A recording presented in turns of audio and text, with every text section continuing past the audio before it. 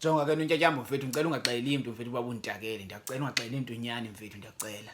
Hayiba uchaza ukuthini manje ngaxeleli imntu kuba awunezigqwathi sebeyazi already and balindele i-feedback. Hayibo nontyatyambo sokukhona abantu abaziyo already kanti wathini ungenamfihlo kanje wathini? Ucabanga ngathi wendithwala inhloko ndizafakwa wena ngiyaxelanga mntu. What if ndiyafa? What if ndiyafa? Yo nontyatyambo kubani into ongabulela wena nontyatyambo kubani? And futhi jonga uyithola kakubi nale weave yakho awulungise le weave. Hey.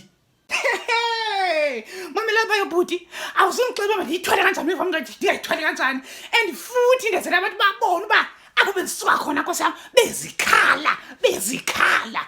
Thixo kanti wena nontyatyambo wenzela abantu wathini usenzela abantu kanti wathini? Kanti uthenga konke ucabona yonke into uyenzela abantu.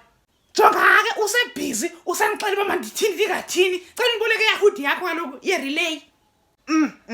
Nontyatyambo jonga yabona le hood uyifunayo imdaka uthanda gqono iva imdaka. Eka bendivele ngukala kaloku wena lo undifihlayo kodwa namhlanje lotshona besazi akho mntu ungazukwazi.